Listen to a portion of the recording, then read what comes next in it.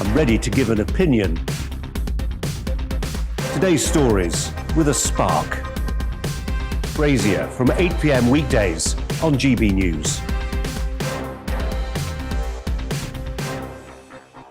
Join us for the Political Correction. We're here every Sunday to correct politics and put you, the people, back in charge. We talk about all areas of the United Kingdom, including Northern Ireland. Our debate goes way beyond the Westminster Village. It's about the real country. It's about your opinion. So please, we want you to tell us what you think. This is the Political Correction. Every Sunday morning from 10 a.m. here on GB News.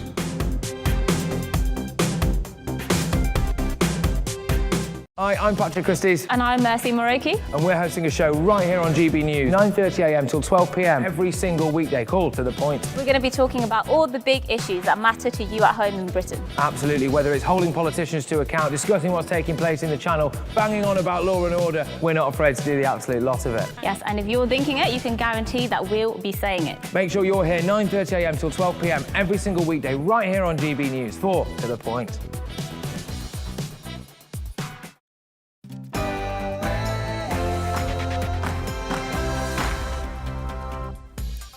Hello and welcome to the afternoon agenda on GB News with me, Alex Phillips. Now this show is all about your opinion and mine. It's not news as you know it, but discussion and debate on things that are or should be on your agenda. So with that in mind, here's what we'll be covering today. World leaders have painted a doomsday scenario on climate change at COP26. But are they in danger of generating anxiety rather than significant action? No more sarcasm and simple sentences. Plans are afoot to make exams more easy for students to understand. But will they undermine the credibility of results? And it may not be on the agenda of traditional news outlets, but we need to talk about divorce. Do we need to fall out of love with divorce, do you think? Well, that's the agenda for the next hour. What's on yours? Email me, gbviews@gbnews.uk, or tweet me at gbnews. But first, it's time for the news headlines with Polly.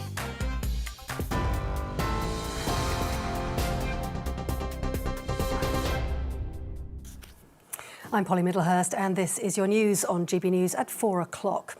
At least 90 countries at COP26 in Glasgow have now committed to reduce methane emissions by 30% by the year 2030. That accounts for almost half of the world's methane emissions. New regulatory measures will be put in place as part of the US-led initiative announced at the Climate Summit. 105 countries also promised to end and reverse deforestation by 2030. That could help protect 85% of the world's forests. Boris Johnson says the pledge is a chance to end humanity's long history as nature's conqueror and instead become nature's custodian.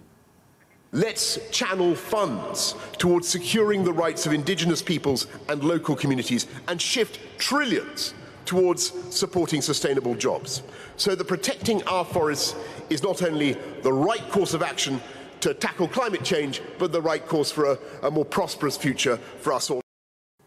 The Prime Minister also had to apologise to the Israeli Energy Minister, who couldn't attend COP26 properly because of a lack of wheelchair access. Karine El-Harar criticised organisers on Twitter.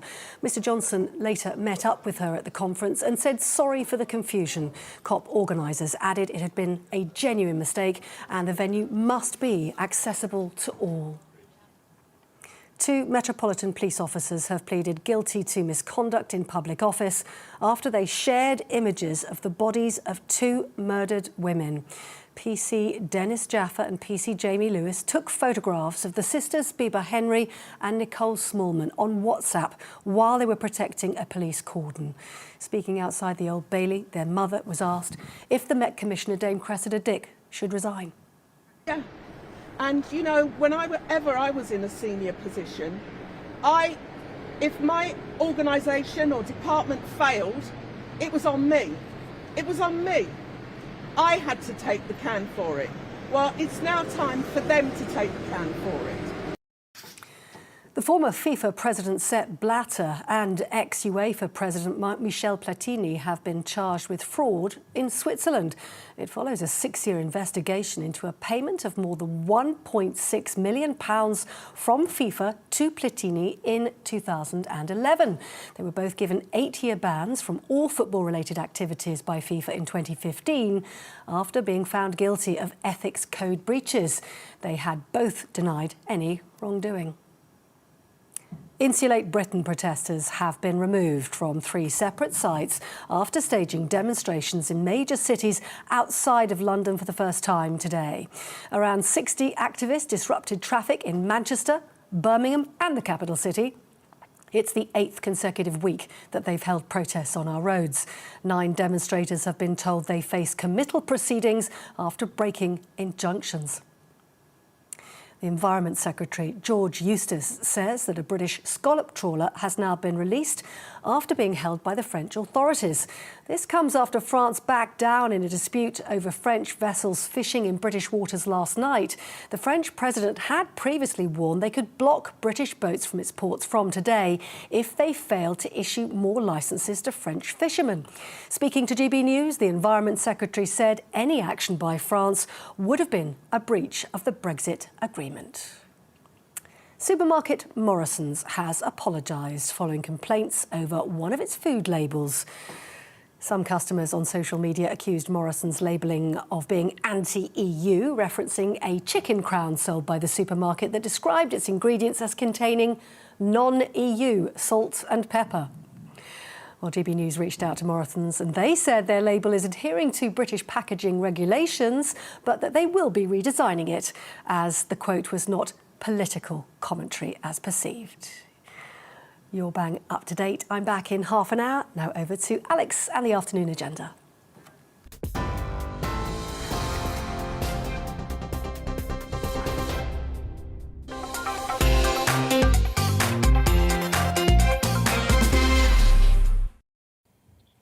You're watching the afternoon agenda, and today we're talking about divorce.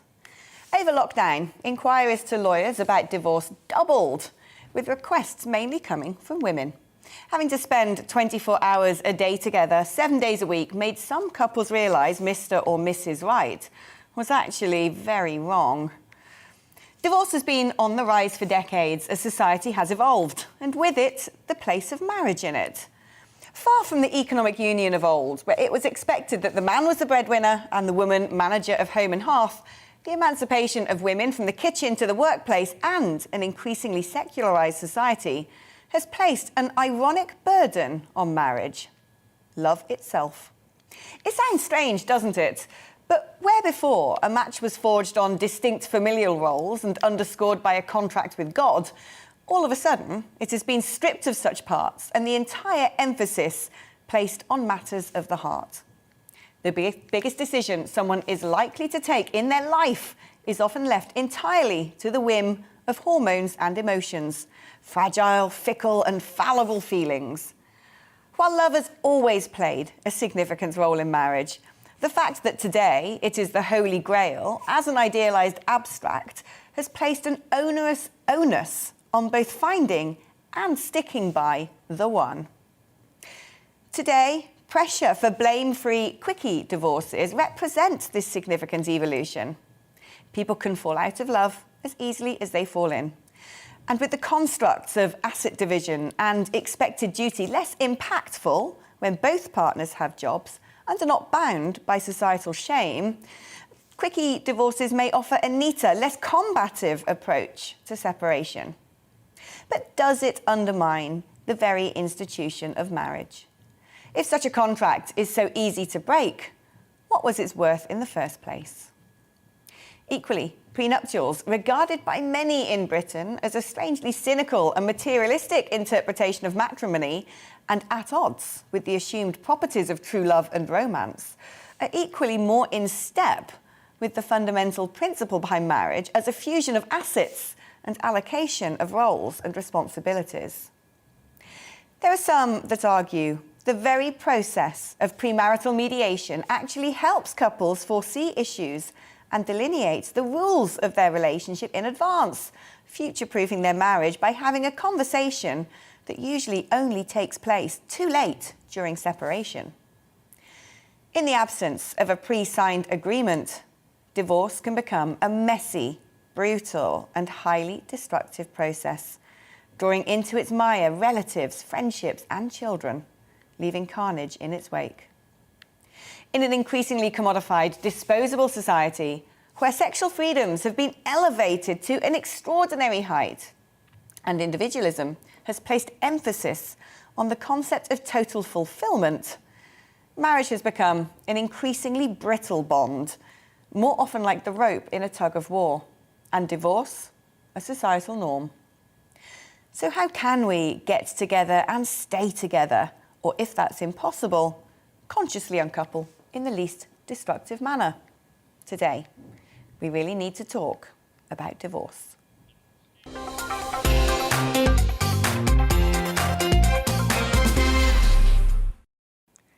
Well, let's talk first to Sarah Jane Lenihan, who is a partner at Stowe Family Law. She advises on family law, including divorce. Sarah Jane, fantastic to have you on. I mean, marriage breakdown is incredibly difficult, isn't it? Did you find that rates of people inquiring about divorce spiked during lockdown?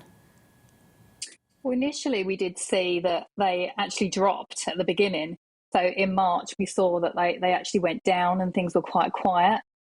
We think that may have been because people weren't used to accessing services remotely. They were used to coming into a solicitor's office. But over the summer, we saw them peak, and our sort of peak in June was up 40%.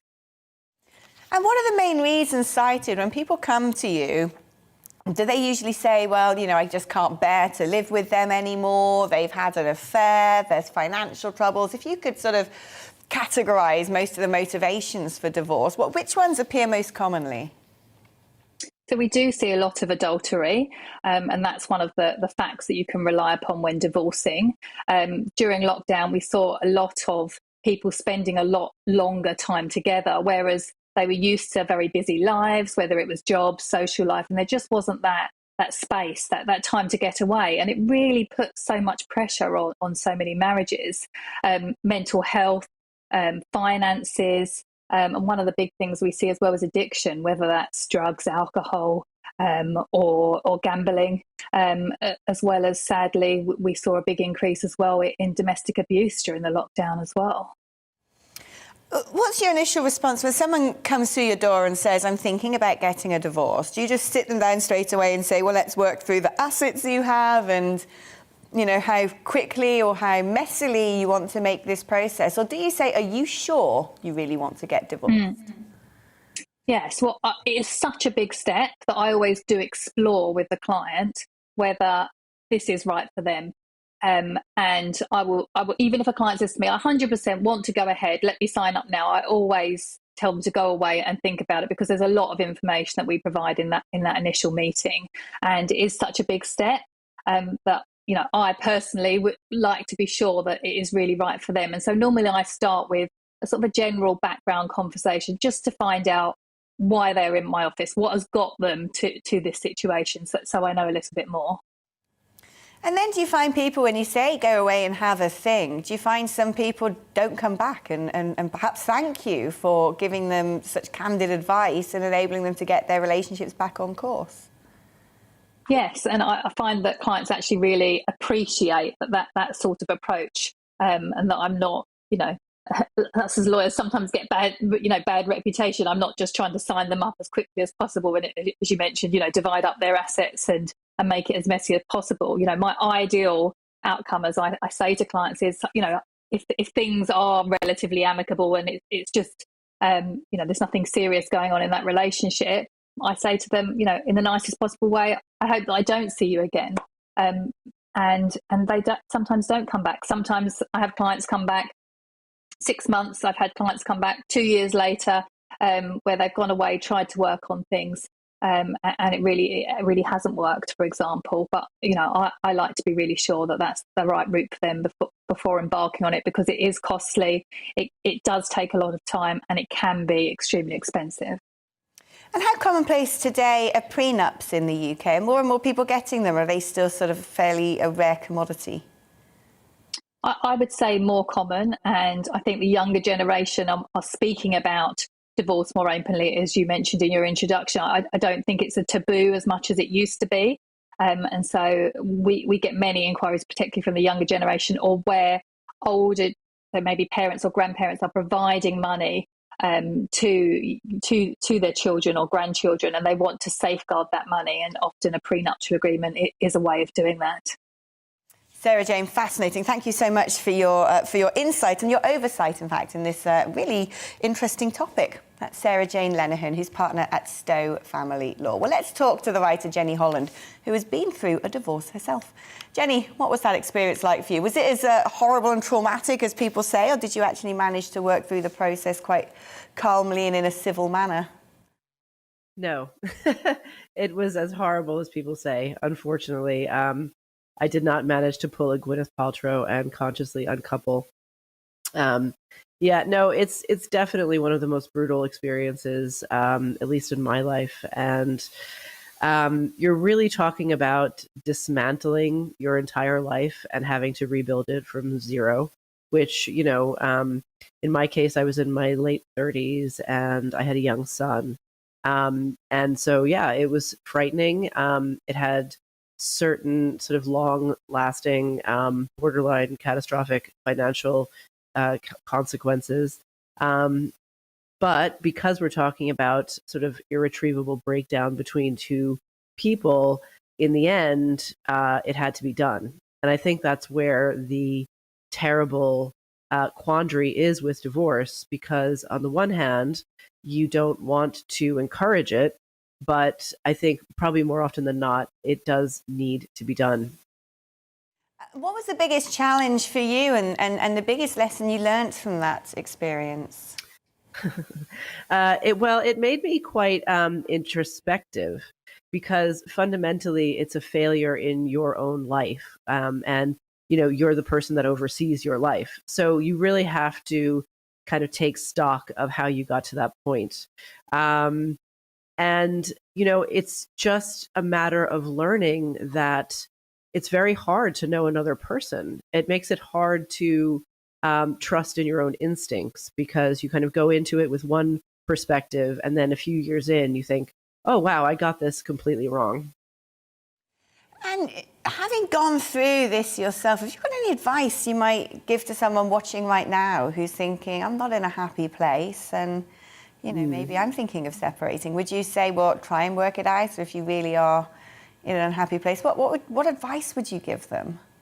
Yeah, I would definitely say try to work it out. I would definitely ask a person who came to me with that question. I would say, have you done a true inventory of your own expectations?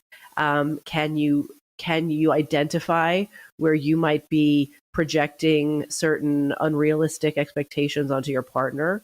What are the kind of implicit, unspoken habits that might be harming the relationship from both parties? The previous guest mentioned addictions. That is certainly a huge issue, I would say, in a lot of people's lives, and that to the point they don't even realize perhaps that they are drinking too much. Or I think porn is something that's growing ever more toxic in terms of male-female dynamics. And then ultimately, you have to be very brave, and you have to, if you decide that it's best to leave, and often it is, you have to prepare yourself, really steel yourself for a few years of loneliness and vulnerability. Jenny, thank you so much for coming on and speaking with us with such honesty, and thank you for your sage words. That's Jenny Holland, a writer who's been through the very brutal process for her of divorce. Well, let's cross the pond to speak to Stephen Petro, a US columnist and author of Stupid Things I Won't Do When I Get Old. Hi, Stephen. Now, you were in a same-sex marriage which ended, and you've previously described feeling both pride and sadness about the split. Explain what you mean by that. Well, Alex, it's great to be with you, and my heart really goes out to Jenny, because so much of what she talked about resonated with me. At first, it was very painful to get to this breaking point, which we had gotten to. And we kind of went through the lawyer part and all of that.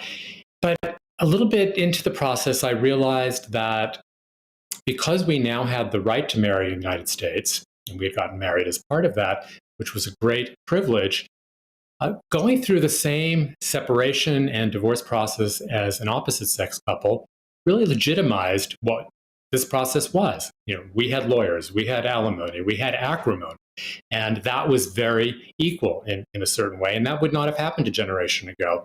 So in that way, if you talk about equality, there's the equality of all the wonderful things that come with this institution, and then there's the equality that comes with the dissolution and the painful aspects. And I mean, as with many couples, sometimes things don't work out. But what was the actual divorce process like for you? Was it long-winded? Was it, did you find it created so much more antimony and anxiety, or did you find you're able to kind of work with your ex-partner to manage your separation? It was interesting when I was listening to your introduction. You raised so many of the anxieties and fears that many people have as they start to think about this. And I was thinking, oh, that's fear-mongering. But no, they're all true. We don't all have them all of the time. But one of the points I got to was I really could not let the fear of becoming single, the fear of being age 59 and having to plan a life or take care of my aging plan, stop me from doing what I thought was going to be best for me, and ultimately I think it was best for my ex-husband. So in North Carolina, there's an interesting law which requires you to be legally separated for 1 year, and we have that in many states here. And it's meant to give that window of opportunity to couples to think about things and perhaps come back. So it's a very sort of family-first type of policy. I don't know if that exists in the UK, but it does here in the United States. Yeah, no, I mean, actually, I think there is a sort of time limit on how long you have to be separated before you can apply for a divorce. It might be 6 months. I'll have to get someone to check that for me. But in terms of coming out the other side of divorce now, has that sort of put you off going through marriage again? Do you now think marriage is not an institution that you want to be part of again? Or or did you actually remarry? I mean, what are your views on matrimony now? My views are very much the same.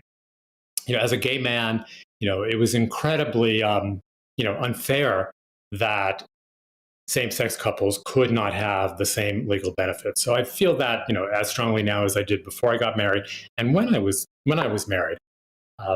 When I find, someone who I feel compatible with, who I want to spend the rest of my life with, I hope I will get married again. The one thing I have learned since the last time was the importance of a prenup. We had discussed a lot of issues. We were on the same page, but there was no legal documentation of that. And that became a problem when there was acrimony, and it was he said. So I do think prenups can really serve a very good benefit for couples and just kind of lay a foundation, especially for couples who might be in midlife. Stephen, it's been wonderful talking to you. If you ever need a wing woman, I'll come over. You're great fun. Nice having you on the programme today, and best of luck. That's Stephen Petro, US columnist and author, who has just been through a same-sex divorce. Well, we're going to be continuing this conversation throughout the show, and I really want to know what you think. Without doubt, there'll be a lot of you out there who are either the product of divorce or have been through divorce or going through divorce, contemplating divorce, know people who are in the middle of their divorce. So do email me, gbviews@gbnews.uk, and let me know your stories. You can also tweet me at GBNews, and there's a poll up right now asking, do we need to fall out of love with divorce? Is divorce too commonplace? Well, do let me know. Cast your vote so I know what you, the nation, really thinks. After the break, we're heading to COP26 in Glasgow, where the Prime Minister is hailing a deal to stop what he calls the Great Chainsaw Massacre of the rainforests. See you shortly.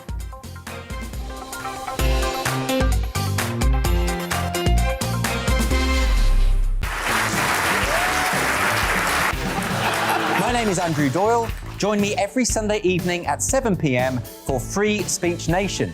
This is a show where we address current affairs and news stories of the week with the help of two wonderful comedian panellists. I brought in comics because I want to give it a lighter edge, and also they work for less. See you there.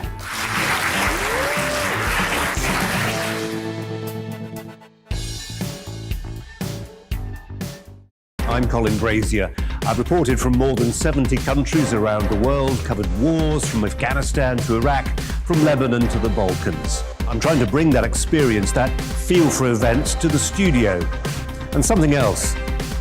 I'm ready to give an opinion. Today's stories with a spark. Brazier from 8 p.m. weekdays on GBNews.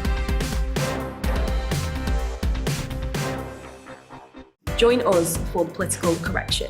We're here every Sunday to correct politics and put you, the people, back in charge. We talk about all areas of the United Kingdom, including Northern Ireland. Our debate goes way beyond the Westminster Village. It's about the real country. It's about your opinion. So please, we want you to tell us what you think. This is the political correction. Every Sunday morning from 10 a.m. here on GBNews.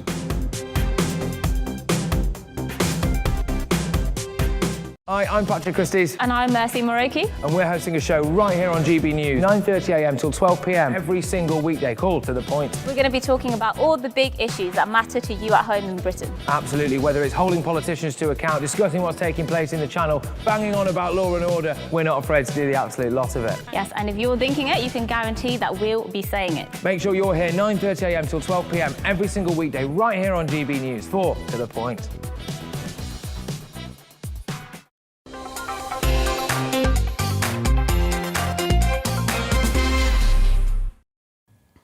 Welcome back. The Prime Minister has welcomed a pledge by more than 100 international leaders to end what he calls the Great Chainsaw Massacre of the world's forests. On the second day of the COP26 Climate Summit in Glasgow, 110 nations have signed a declaration to halt and reverse deforestation and land degradation by 2030. Boris Johnson said limiting global warming can't be achieved without protecting the natural environment. However, speaking at a rally near the summit, climate activist Greta Thunberg told protesters that politicians are pretending to take the future of the planet seriously and that COP26 would not create change. Change is not going to come from inside there. That is not leadership. This is leadership. Yeah! This is what leadership looks like. We say no more blah, blah, blah. No more exploitation of people and nature and the planet. We're sick and tired of it, and we're going to make the change, whether they like it or not. All right, Greta. Our political editor, Darren McCaffrey, is live at the COP26 summit in Glasgow and joins me now. Darren, it's the final day for world leaders. How much progress have they actually made? Well, in many ways, actually not very much progress at all, if you work on the assumption, of course, that world leaders are here actually negotiating things. In many ways, what they're here to do is to draw the world's attention to this conference and COP. That's why they've been making lots and lots of speeches. They've had lots, I suppose, of kind of rallying calls and apocalyptic language, it must be said, to try and draw the world's attention to this climate change conference. But have they announced some things? They have. Is it progress? Some would suggest it is. You've talked about the announcement there when it comes to forests. 85% of the countries that have got the world's largest forests, from Canada to Russia to Brazil to Congo, have said that they are going to try and end deforestation and trying to improve things by the end of this decade. Now, that's seen as quite a significant move, given the number of countries, particularly countries like Brazil, who have signed up. Though a similar pledge was made back in 2014, and since then we've seen the size of forests across the world continue to shrink, though there does seem to be more political impetus and indeed money behind all of this. And also then this afternoon, we've heard a pledge by world leaders to cut methane emissions by 30%, again by the end of this decade. It's called the Global Methane Pledge, Alex, and it's an international initiative being put forward by the United States and the EU to try and reduce methane emissions. Methane is the second largest kind of contributor towards greenhouse gases in the world after carbon dioxide. Methane, cows, for example, comes from a lot of cows. This is an attempt again to try and mitigate that, though it is only just the US and the EU, not as many countries as are here. So yeah, they're having progress. Many would say, though, the real talks actually will start tomorrow when world leaders leave and the delegates who are here, the tens of thousands of them, actually get down into meeting rooms and start having proper conversations over the next 10 days or so. And what about activists and activism? Has it become a bit of a jamboree down there? Have they managed to keep the swampies at bay? There are protesters outside. I have to say, when you're inside this bubble, Alex, you kind of don't get to leave it, really. And you don't really get a sense of what's happening. David Donaldson, our correspondent outside, has been talking about some of the protesters that we've seen. It started off pretty slow, it must be said, at the start of this week. We haven't really seen mass protests involving thousands of people. From what I've seen, it's kind of a couple of hundred people here and there protesting about various different issues, though we are expecting much major protests here in Glasgow on Friday and Saturday. They're the kind of days being set aside. As I say, it is strange, obviously, when you're inside this kind of secure zone and you've got thousands of police officers from across the UK, not just Scottish police officers, protecting this. You've obviously got the Secret Service from the United States and bodyguards from across the world protecting their individual leaders. You've got private security firms. You've even got police that the United Nations fly in from New York and Geneva who protect the perimeter, because effectively at the moment we're actually on the United Nations site. We're not on kind of UK territory, if you like, for these 2 weeks. And so what that means is we're kind of cut off in this bubble, really, from the rest of the world. So I don't really know what's happening kind of a mile down the road, let alone what may be happening elsewhere. And is that conducive, I don't know, to people actually listening to dissenting voices outside, whether they be sceptical climate change activists or people like Greta Thunberg who think this should be going further? Probably not. But it is the nature of politics these days, in that world leaders, particularly when you've got 120 of them, can't really gather together without a kind of ring of steel being erected around them. Darren, thank you very much. It's good to see they haven't put the lights on where you are. That's all good for preventing climate change, I'm sure. Now, after the break, we'll ask a panel of guests whether the heightened language at COP26 has helped or hindered the cause. Plus, plans are in the pipeline to remove complex language from exams to make them more accessible to some students. What will we lose in the process? First, let's get a roundup of the news headlines.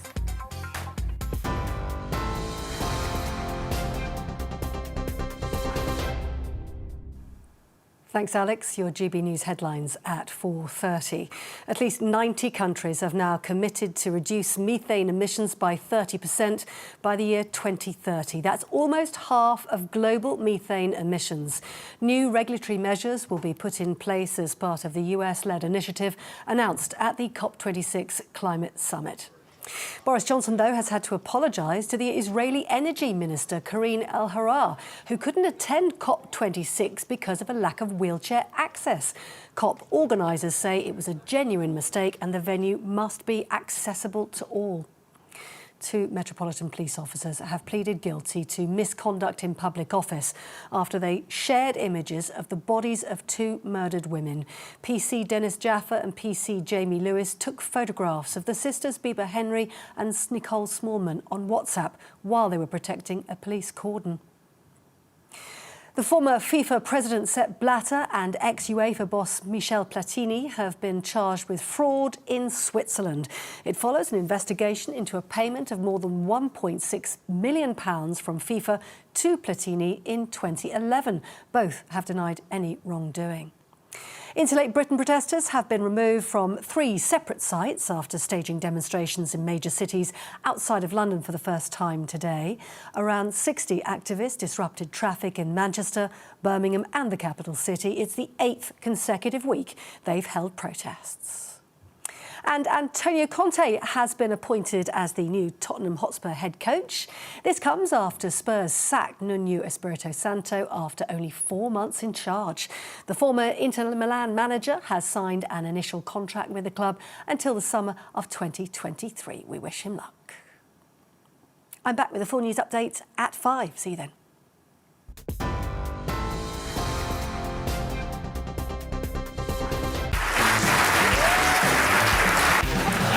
My name is Andrew Doyle. Join me every Sunday evening at 7 p.m. for Free Speech Nation. This is a show where we address current affairs and news stories of the week with the help of 2 wonderful comedian panellists. I brought in comics because I want to give it a lighter edge, and also they work for less. See you there.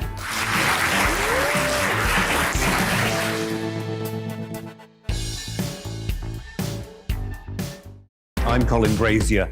I've reported from more than 70 countries around the world, covered wars from Afghanistan to Iraq, from Lebanon to the Balkans. I'm trying to bring that experience, that feel for events, to the studio. And something else. I'm ready to give an opinion.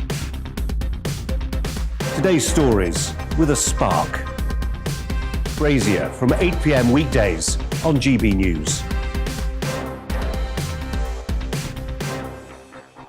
Join us for the political correction. We're here every Sunday to correct politics and put you, the people, back in charge. We talk about all areas of the United Kingdom, including Northern Ireland. Our debate goes way beyond the Westminster Village. It's about the real country. It's about your opinion. So please, we want you to tell us what you think. This is the political correction. Every Sunday morning from 10 a.m. here on GB News.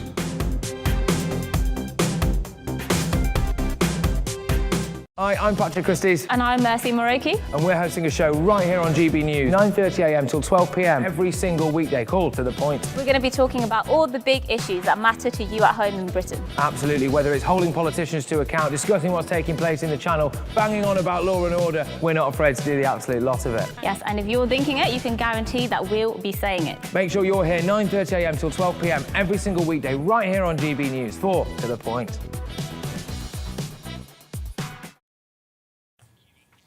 Now, as we've been reporting, the Prime Minister Boris Johnson today called on world leaders to end the great chainsaw massacre of the world's forests.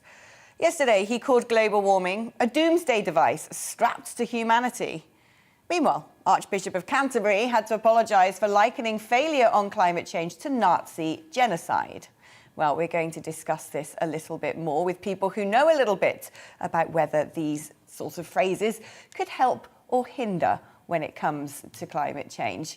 They weren't the only ones reaching for hyperbole. Leader after leader at COP26 took to the stage to paint a devastating picture of a world doomed to climate disaster if global agreements can't be reached. But does this sort of catastrophising actually get us anywhere? Well, I'm joined now by the social commentator Sophie Corcoran, Dr. Judith Andersschott, who is chair of the Climate Change Alliance, and campaigner for Insulate Britain, Cameron Ford. Let's go to you first, Sophie. Are these sort of very strident descriptions, do you think, important, necessary to shock us all into thinking that things should be happening, or are they actually alienating people from wanting to participate and change their own lives? I think they're counterproductive, completely counterproductive, because they create what I like to call a boy who cries wolf scenario, whereby we fear everyone and say that everybody is going to die, and when it doesn't happen, people think, right, I'm not going to listen anymore. We think about Gordon Brown told us back in 2011 that we have 50 days to save the planet. Well, it's been 10 years and shock horror, I'm still here, you're still here, most people are still here.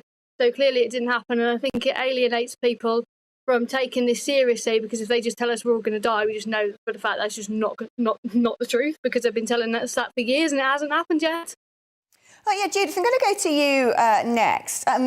Because you have a background in psychology as well. Are these they're very memorable phrases, things like chainsaw massacre and doomsday device. But do you think there's a place for them? Or is this actually, as Sophie was saying, kind of almost buying into the language of conspiracy theorists, which, if anything, makes people feel more detached from the subject? Well, I think if we listen to the scientists, they are actually saying that there is a crisis, Alex. A specific phrase you can argue about. And of course, when Gordon Brown was talking about 50 days, he wasn't meaning the world was going to end in 50 days. He was hoping that there would be considerable action within that 50 days. And of course, it didn't happen, which is why we're in more of a crisis now. I think there will be many people concerned about climate change, including a lot of young people and children, who will actually be very relieved by the fact that world leaders are taking the climate crisis, which it is. Global health leaders call it that. Global economists call it that. They will be relieved that it is being taken seriously and that their concerns are finding a resonance. But what they will be looking for is action to follow the rhetoric. Now, Cameron, I'm going to come to you because, you coordinate probably one of the most unpopular groups right now in Britain. Do you think that the activism such as that carried out by Insulate Britain is winning supporters and really changing the narrative and making people realise this is a pressing subject? Or can you see that perhaps people are getting kind of fed up with not being able to get to work or take their kids to school? And if anything, it might make them feel a little bit rebellious and less inclined to listen to your message.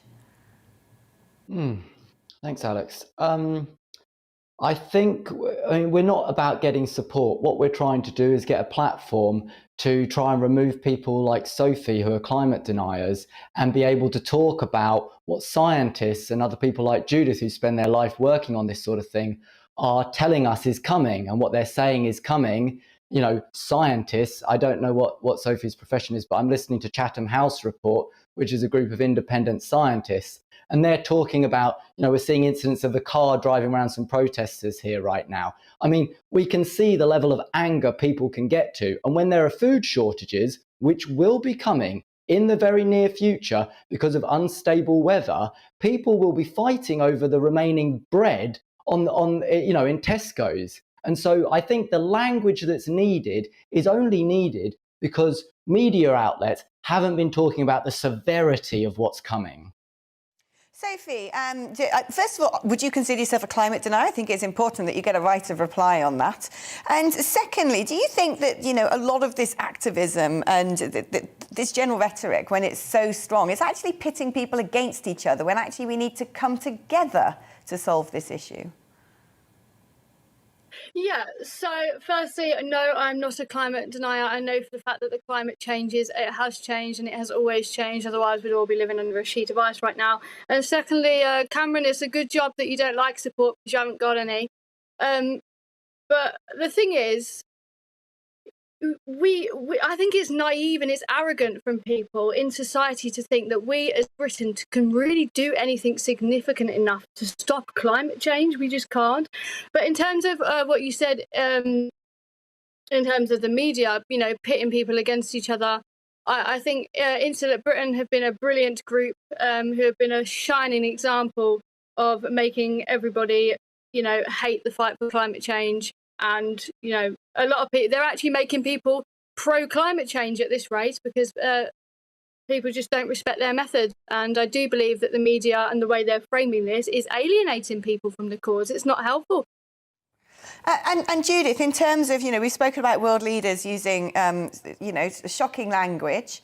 And, you've said that actually it's good to hear that they seem to now be taking this seriously. But what about when it does come to activism? How helpful is activism in getting things done? And characters such as characters such as Greta Thunberg and organisations such as Insulate Britain, or does activism sort of almost dilute public goodwill when it comes to participating in having an effect on climate change? Well, where you're right, Alex, is that I do think that all aspects of society need to be involved in this, and different languages are needed to engage different parts of society. I think Greta Thunberg is a wonderful example of somebody who consults scientists before she speaks, and she consults the top scientists in the world. There's nothing I have heard Greta say that isn't consistent with the science. And I think she has raised the profile. But let's be clear about this. Greta is not the only young activist with a high profile. There are many Indigenous young people in other countries that are being even more affected with climate change than in Sweden, who have been speaking the truth to the UN over a couple of decades now. And I think the activist movement, there may be some aspects of it that some people are finding unpopular, but the activist movement in general has made a big difference in bringing the attention of people to the fact that there is a climate crisis. Yeah, and Cameron, I want to go back to you, because one thing that strikes me about Insulate Britain, we all know who you are and what you do.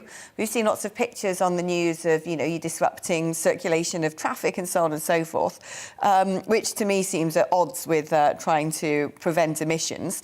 But my question is, what is it that Insulate Britain wants to happen?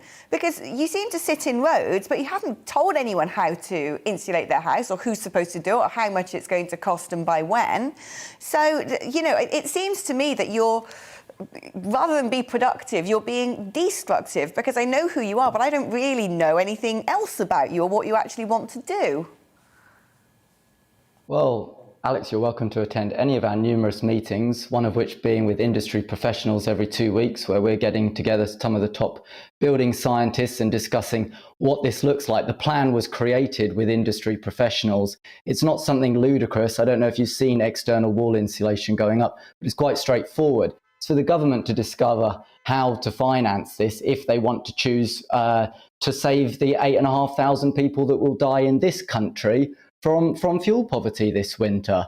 And you know, that is not good enough. The government we've presented them a very thought-filled plan. And I just want to respond, if I may, to Sophie's apathetic view that humans can't avert the climate crisis. So, which is, I believe, basically what you're saying, climate change is going to happen. So let's just pretend for a minute that climate change isn't going to, you know, we're not going to save it.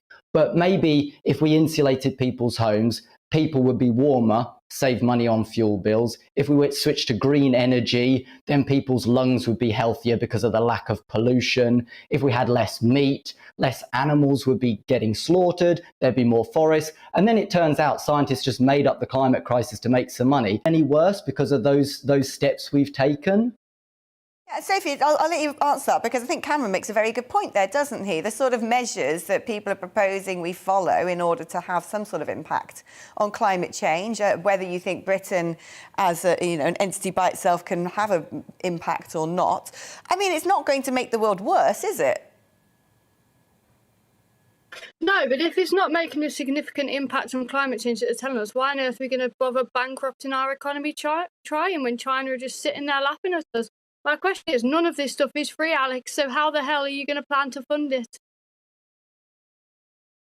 I'm just reporting on television, but all three of you, thank you so much for coming on and having that really quite interesting debate. Let me know what you think back at home. Are you fed up of all of this strident language, or actually has it made you stop and think that, you know, perhaps they're right and perhaps we all should be doing a little bit more? Who knows? Do let me know. gbviews@gbnews.uk. You know the address by now.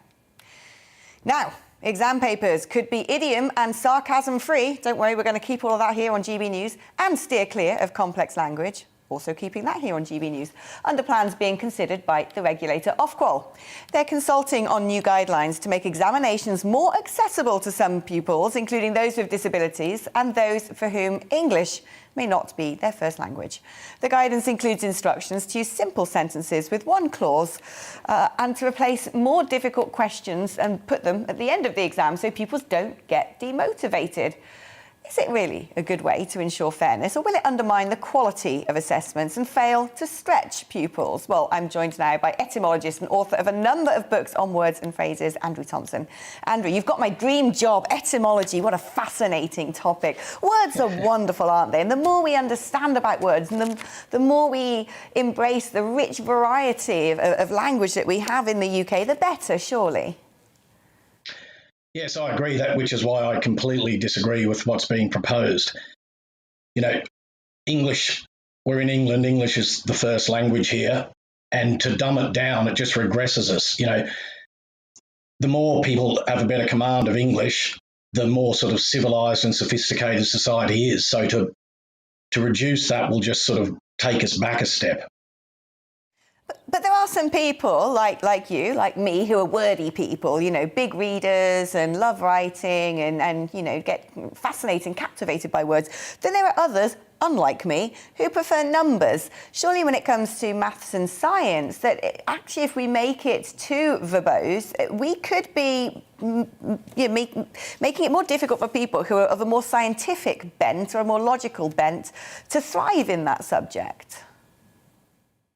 Yes, I agree with that. I mean, I don't think you want, you know, really sophisticated language in a maths exam question.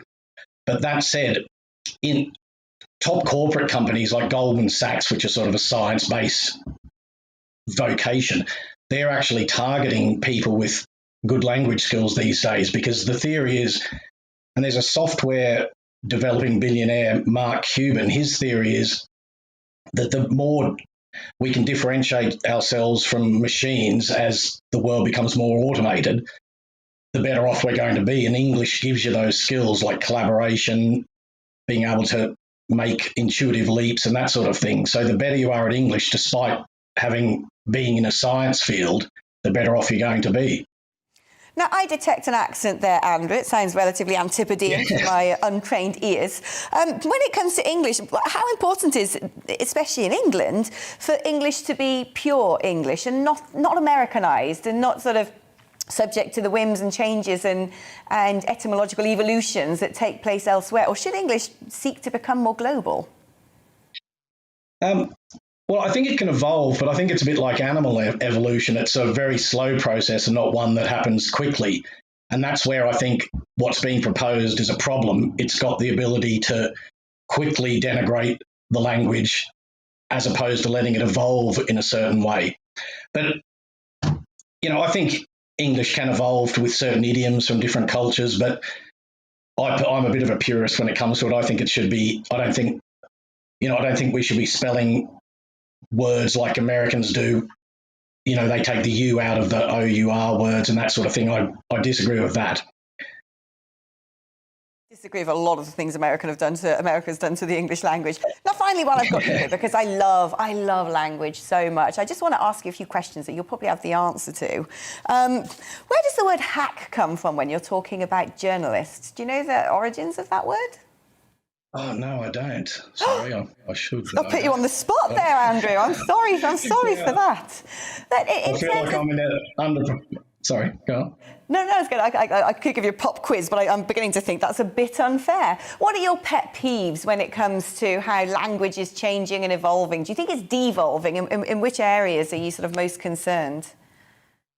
Yeah, it is. I think it is with I sound like an old person, but I love with the youth, in that, my pet peeve is the word awesome, which, awe means reverential fear. So if you're at a rock concert and you say it's awesome, unless you think the grandstand's going to collapse on you by an act of God, it's not awesome, it's just a good concert. So things like that, but I can understand how it does evolve. I just find it evolves too quickly, and then proper words just lose their meaning. Yeah, I couldn't agree more. Do you know, my pet peeve is when people misuse myself and yourself, and they think it's a polite version of saying me and you. Yeah. Driving me mad. Where did that come from? Andrew Johnson, I could talk to you all day. We should have our own little programme about words. And I'm going to call you up when I need help with the cryptic crossword, by the way. Lovely to have you on, Andrew. And do come back and talk more about etymology.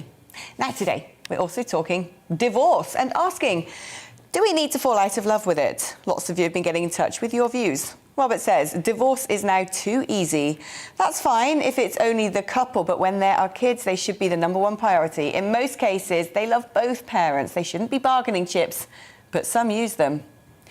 Emma says, so many people have been able to get out of toxic marriages. Children are happier if their parents are happier. We need to make divorce something that is less stressful, such as easier to access mediation, counselling, and less expensive. Lawyers do more harm than good sometimes.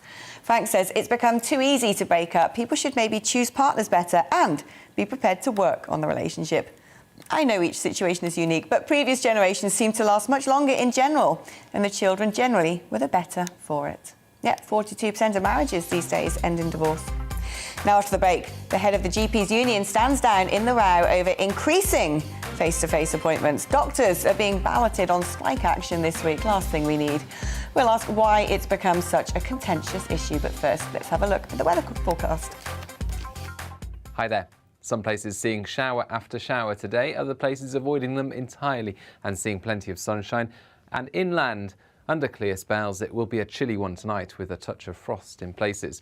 Low pressure is moving away, the isobars are opening out, but so we've still got this chilly northwesterly breeze, and that is bringing showers primarily to the north and west through the rest of the day. Decent shelter from those showers across central and eastern parts of the UK. So really it's northern Scotland, Northern Ireland, parts of West Wales into Cornwall where we see those showers continuing overnight. One or two, though, spilling down the North Sea to affect eastern coasts and inland. Clear skies will lead to dropping temperatures with a few mist and fog patches first thing and a touch of frost in places as far south as Southampton and as far north as the Central Belt. Around coasts, there'll be a bit of cloud and a bit too much breeze to see a frosty start to the day on Wednesday. And there'll be further showers affecting these western coasts, Cornwall, West Wales, northern western Scotland, Northern Ireland, and more showers coming down the eastern side of England compared to today, with one or two making their way into the Midlands. But it's in central areas where we'll see the best of the sunny or bright spells, and it will feel cold, especially near the coast and with that brisk breeze. So quite bracing along the North Sea for Wednesday. And there'll be further showers along that North Sea coast for a time on Wednesday night, but eventually showers do ease away from coastal areas, and under those clear skies, quite widely, it will be another frosty one with temperatures into the low single figures or just below freezing in a few sheltered spots. So quite widely a frost as we begin things on Thursday away from coasts. But another bright day is expected. In fact, many places seeing a drier and brighter day compared to recent days, with showers mostly confined to coastal areas in the west, the far north and the east. Friday is another largely dry day, but we'll see thicker cloud and some rain in the far northwest.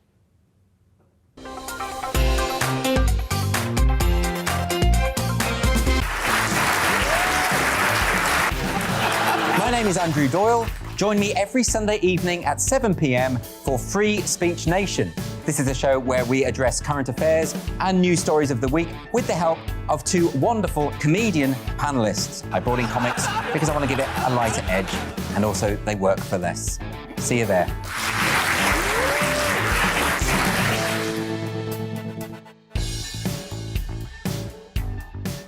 I'm Colin Brazier. I've reported from more than 70 countries around the world, covered wars from Afghanistan to Iraq, from Lebanon to the Balkans. I'm trying to bring that experience, that feel for events, to the studio. And something else, I'm ready to give an opinion. Today's stories with a spark. Brazier from 8 p.m. weekdays on GB News. Join us for the political correction. We're here every Sunday to correct politics and put you, the people, back in charge. We talk about all areas of the United Kingdom, including Northern Ireland.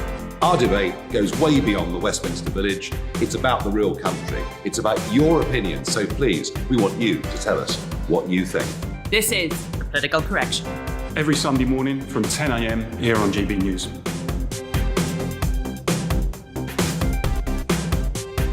Hi, I'm Patrick Christie's. And I'm Mercy Moroki. And we're hosting a show right here on GB News, 9:30 a.m. till 12 p.m. every single weekday. Call to the point. We're going to be talking about all the big issues that matter to you at home in Britain. Absolutely, whether it's holding politicians to account, discussing what's taking place in the Channel, banging on about law and order, we're not afraid to do the absolute lot of it. Yes, and if you're thinking it, you can guarantee that we'll be saying it. Make sure you're here 9:30 a.m. till 12 p.m. every single weekday right here on GB News for To The Point.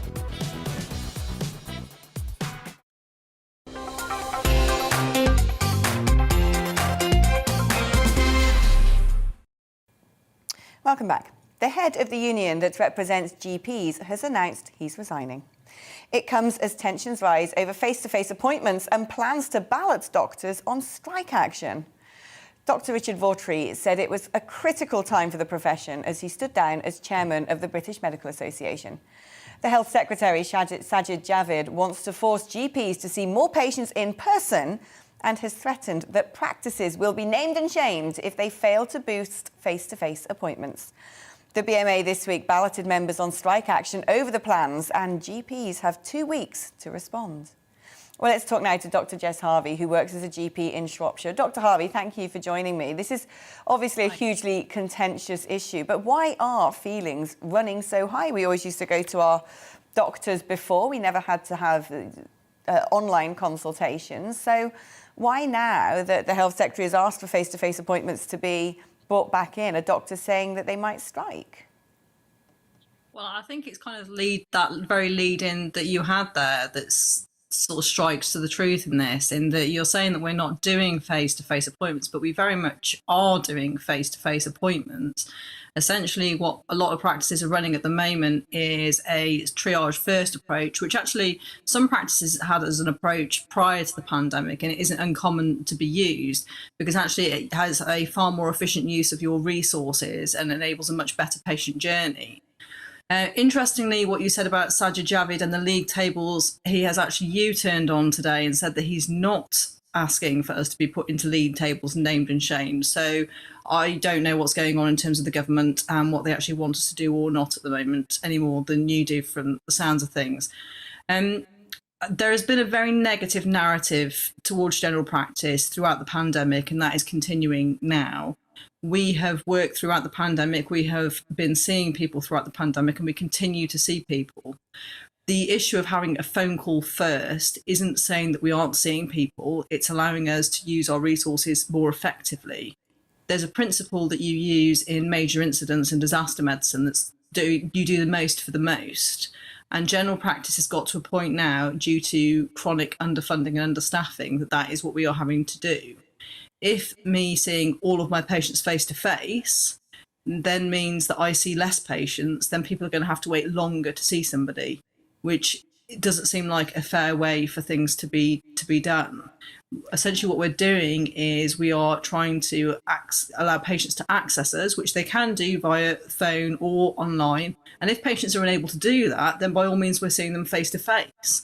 I would challenge you to find one of my patients that has needed clinically a face-to-face appointment and hasn't had one. Yeah, I mean, I can certainly attest to my own experience trying to speak to my own GP over the past week. It's been a nightmare just even getting through to reception. But what's morale like? I mean, it's so abundantly evident to anybody right now that GP surgeries are under a huge amount of strain. What sort of impact is that having on the people working in that environment? Are tempers running high? Are patients beginning to become aggressive towards you? Yeah, in a word. And I think you articulated it quite well there. You said it's a nightmare getting through. And that's not because we don't have the right phone systems. That's because we don't have enough people to answer the phone. And the reason that we don't have enough people to answer the phone is because my reception colleagues get so much abuse that why would you want to do that job? Why would anybody right now want to work in general practice when all they hear is about how terrible we are, about how we're not doing our job properly, and you see headlines about us burying our heads in the sand and not working? Morale is we've worked so hard. We have delivered a vaccine programme. We've done that outside of our normal hours, which is part of the deal with doing that, was that we have to do that outside of our normal hours. So we have to continue to provide a normal service and then do those vaccinations on top of everything else. So my staff are having to do that as well as their normal day job. And then when somebody gets on the phone and tells them that they're not working hard enough, it's incredibly hard to try and pick them up off the floor after that when they know that they're doing a really good job deep down, but they're constantly getting this vitriol. It's not fair, and it's not fair for them to have to face that on a daily basis, which is what's happening. There is an issue with chronic understaffing. We don't have enough GPs in this country. But tell me, if you were at medical school right now and you were reading those headlines, would you think general practice is a good area to go into? Well, do you know what? I'm having just experienced how crowded GP surgeries are and how much stress is on the system. I have to agree with you. It doesn't look like the most attractive prospect. Dr. Harvey, it's been wonderful having you on. You're watching the Afternoon Agenda. Lots more still to come, so don't go anywhere.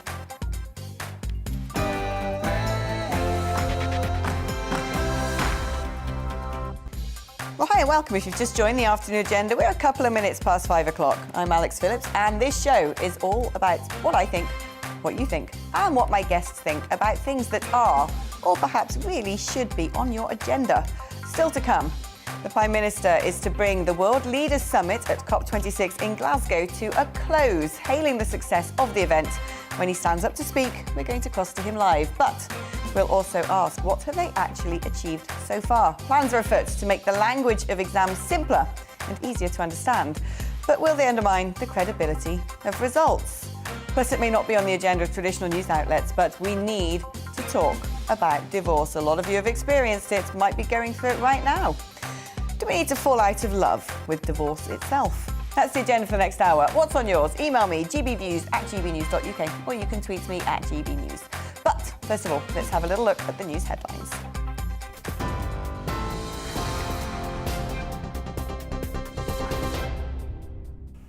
Good afternoon. These are your GB News headlines at 5 o'clock.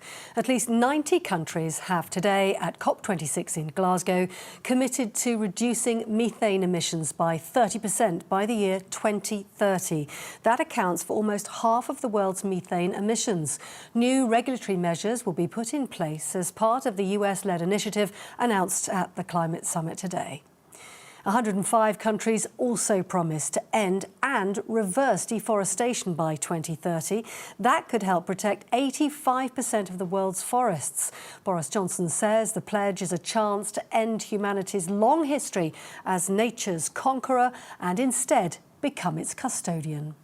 Let's channel funds towards securing the rights of indigenous peoples and local communities and shift trillions towards supporting sustainable jobs, so that protecting our forests is not only the right course of action to tackle climate change, but the right course for a more prosperous future for us all. Well, Boris Johnson also had to apologise today to the Israeli energy minister who couldn't access COP26 because of a lack of wheelchair ramps. Karine El-Harar criticised organisers on Twitter, and then Mr Johnson met her at the conference in Glasgow and said sorry for the confusion. COP organisers added it had been a genuine mistake and the venue must be accessible to all. Away from COP26, investigators believe a train that crashed in Salisbury couldn't stop at a red signal because its wheels slipped off the track. Two trains collided on the approach to a tunnel near the city station on Sunday. The Rail Accident Investigation Branch says evidence shows the driver applied the brakes, but it failed to stop the train. Two Metropolitan Police officers have pleaded guilty to misconduct in public office after they shared images of the bodies of two murdered women. PC Dennis Jaffa and PC Jamie Lewis took photographs of the sisters, Biba Henry and Nicole Smallman, on WhatsApp while they were protecting a police cordon. Speaking outside the Old Bailey, the girl's mother was asked if the Met Commissioner Dame Cressida Dick should resign. Yeah. And, you know, whenever I was in a senior position, if my organisation or department failed, it was on me. It was on me. I had to take the can for it. Well, it's... The former FIFA president Sepp Blatter and ex-UEFA president Michel Platini have been charged with fraud in Switzerland. It follows a 6-year investigation into a payment of more than £1.6 million from FIFA to Platini in 2011. They were both given 8-year bans from all football-related activities by FIFA in 2015 after being found guilty of ethics code breaches. They have both denied any wrongdoing. Insulate Britain protesters have been removed from 3 separate sites after staging demonstrations in major cities outside of London for the first time today. Around 60 activists disrupted traffic in Manchester, Birmingham and the capital city. On the 8th consecutive week, they've held protests. 9 demonstrators have been told they face committal proceedings after breaking injunctions. And the supermarket giant Morrisons has apologised following complaints over one of its food labels.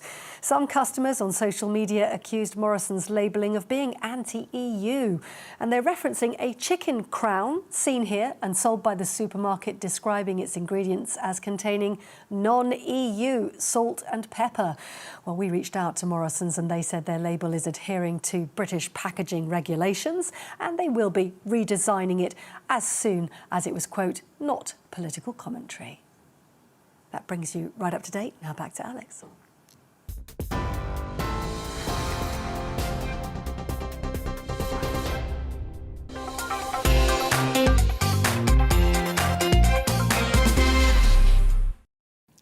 Well, you're with the Afternoon Agenda here on GB News with me, Alex Phillips, and we're talking about divorce. I was the child of a broken home. My biological father left my mother for another woman and completely turned his back on his children, entirely abandoning my brother and I for the rest of our lives.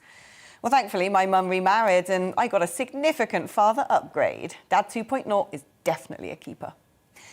My situation is perhaps unusual by the complete absence of my birth father, but apart from that, an experience of innumerable families, with 42% of marriages now ending in divorce. Does the process therefore need to be streamlined? Or is it already too easy and too available? What about the custody of children, even pets, the splitting of assets, alimony? One thing is for sure, divorce is rarely an edifying experience, yet increasingly commonplace. Are we perhaps too wedded to the concept of a get-out-of-marriage option? Or should it be far simpler and less destructive when the one turns out instead to be the first? We really need to talk about divorce.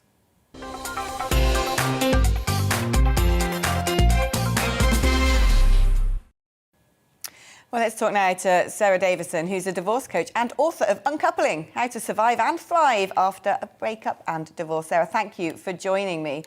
You've described being totally floored by your own divorce. What did you learn from your experience? Yes, you're right. I was absolutely floored. It hit me like a freight train because I didn't see it coming. And at the time, I had been a coach for, I think it was about 15 years. And I thought, gosh, I should be able to manage my own emotions, but I was really struggling.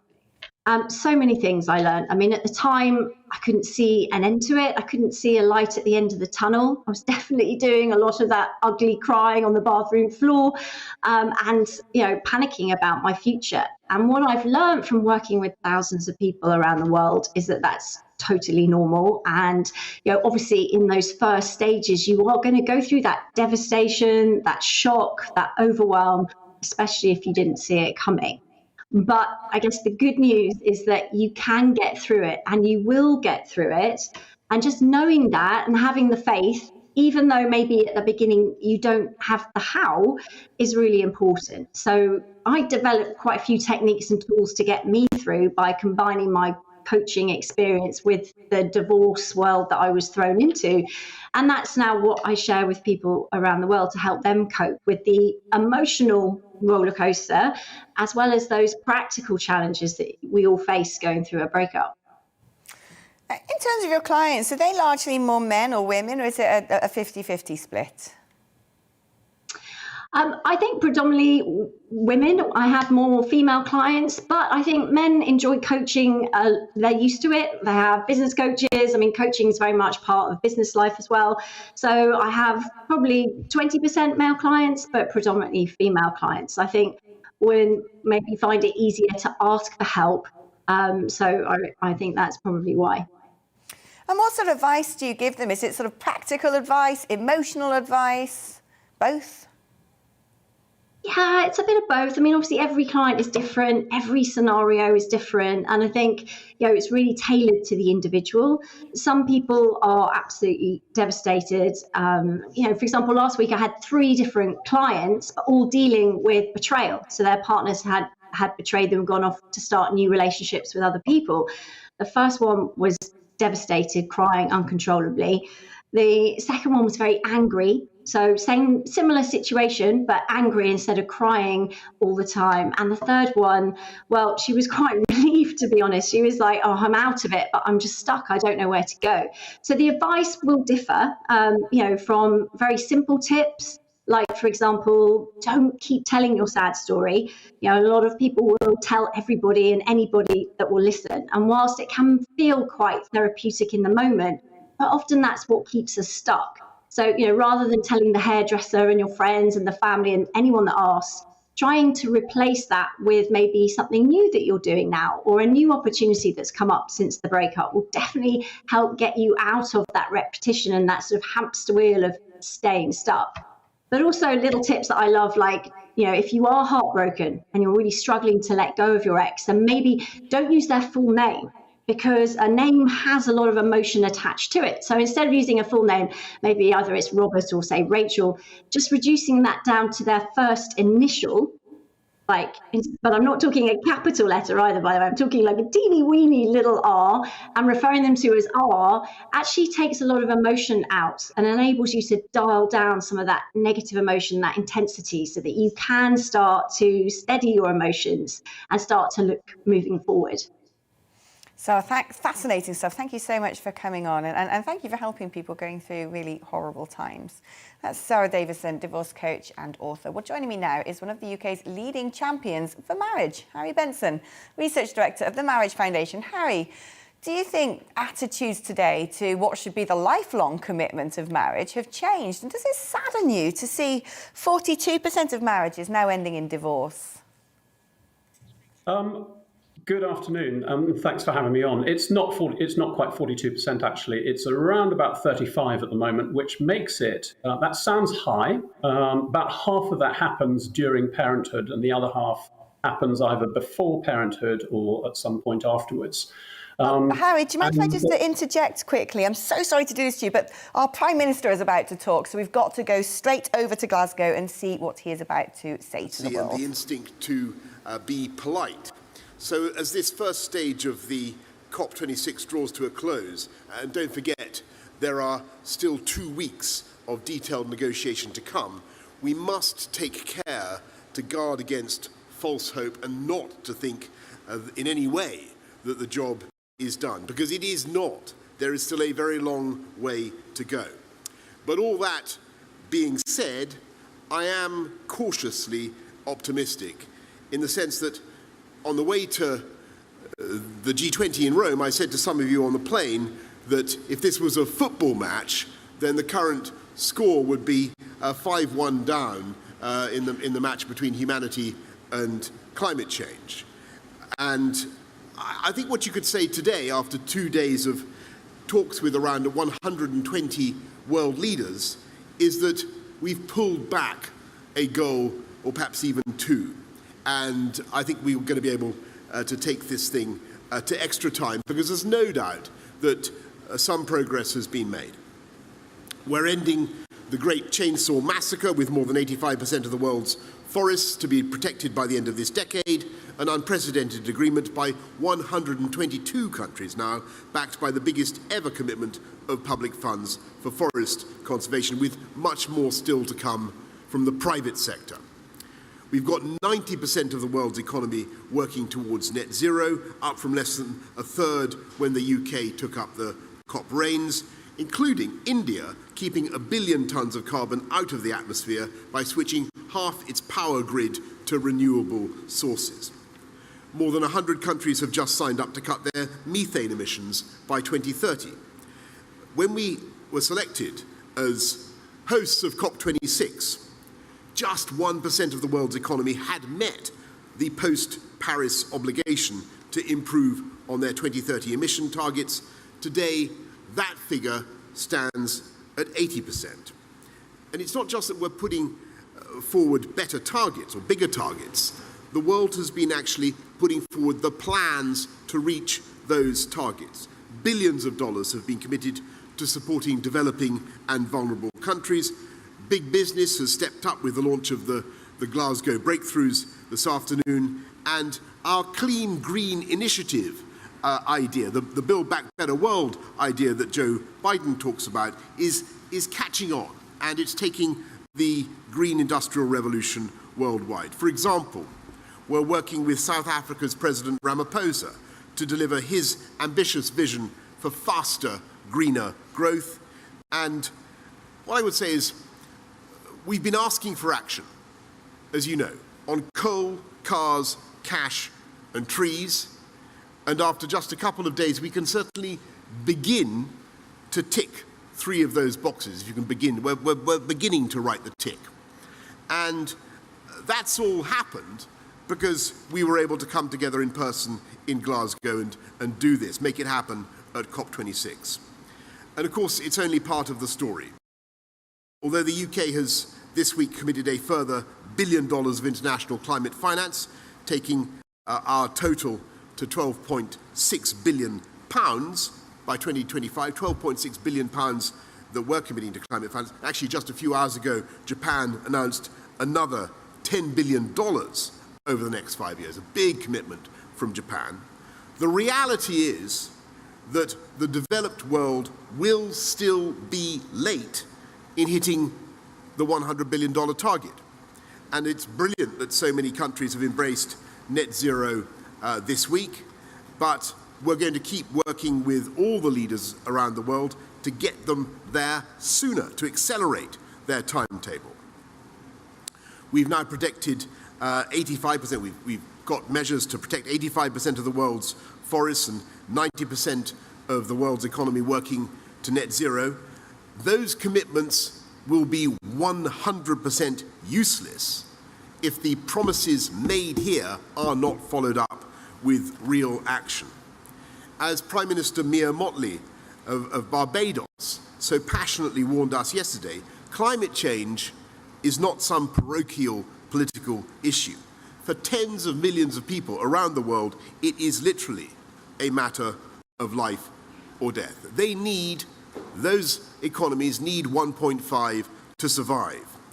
So I'll be watching proceedings, we'll be watching proceedings very closely to make sure we keep moving forward and there are no U-turns, no sliding back from where we've got to. But I think we can be confident about one thing in the days ahead, the couple of weeks we've got. The clock on the doomsday device that I talked about is still ticking.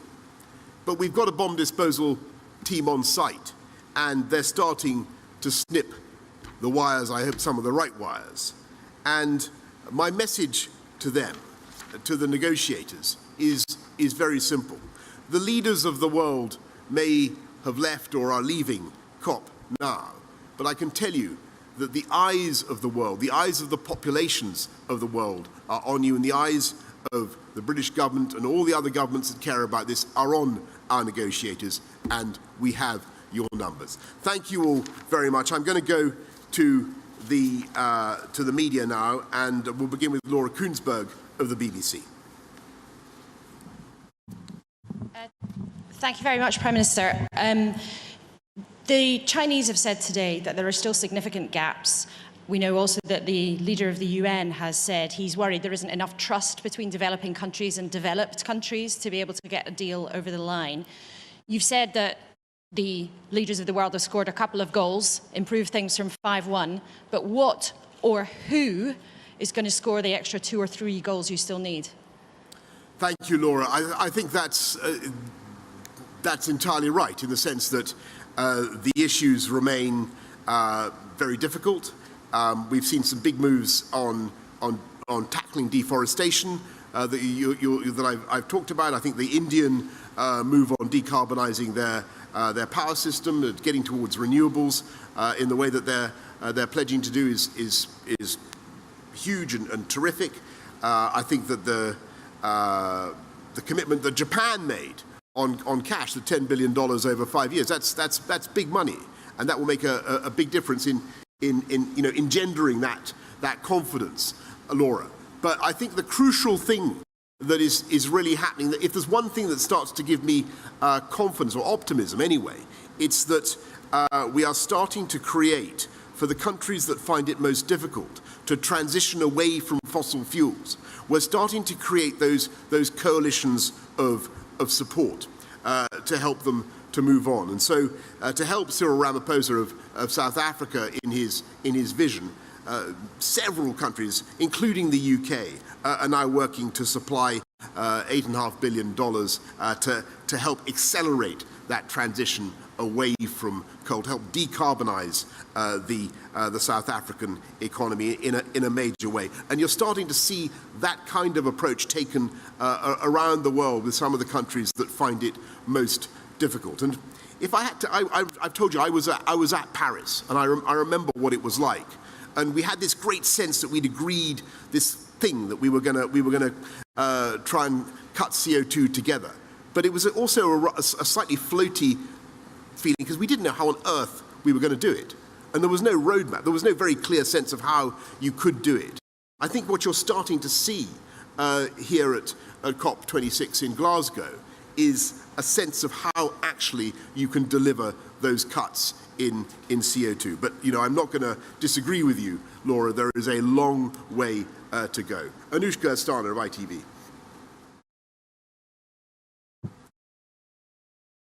Thank you. Prime Minister, I'm not sure if the Prime Minister of Belize would share your cautious optimism. I spoke to him today, and he said developed countries are not doing enough. He said that the West got rich on lavish lifestyles and that now it was telling developing countries they couldn't do that. He says if that is your message, then they need much more money and much more action. So let me ask, Do you understand the anger of the Prime Minister of Belize? And also, you're not going to get a deal that's good enough on coal, are you? I think you're absolutely right, Anushka, to highlight the feelings of people in Belize, but in vulnerable states around the world that are in the front line in the fight against climate change. And it's been very humbling to sit here and to listen over the last weeks, months, to colleagues of Mia Motley and Barbe. You heard her at the UN General Assembly say the same thing. Why should they suffer this immediate impact, this loss and damage because of emissions that we in our country began to produce 250 years ago? Now, we can say, well, for the vast majority of that period, we had no idea that the CO2 emissions we were producing were doing that damage. It's only really been in the last few decades that we've started to understand the whole greenhouse effect. But we owe a special duty to those countries, and that's why the Prime Minister of Belize is right to point to the need for cash. That's why the 100 billion is so important, and it's good that Japan has stepped up, but other countries are going to have to do more. You're absolutely right. What we need is to see more cash. We need to see more movement on cars. We haven't even discussed cars yet. That's for later on. That's for the next few days. We must see progress on that too. I think we've made some good progress on trees. But when it comes to helping countries to transition, then a huge effort is needed. What I think we have is the tools to do it, and we certainly have, in theory, we have the finance to do it. Mark Carney, who's running the Global Finance Initiative here, would say that there are hundreds of trillions of dollars. Some other people would say it was tens of trillions. It's still a huge amount of money, and that money can be leveraged in by the public sector and by our investments. So I'm not going to disagree with what the Prime Minister of Belize has said, or indeed with anybody who says that the world, in the remaining days that we have in this COP, the world has a lot more to do. Mesa Hall of The Express, and Beth, you're next. Mesa.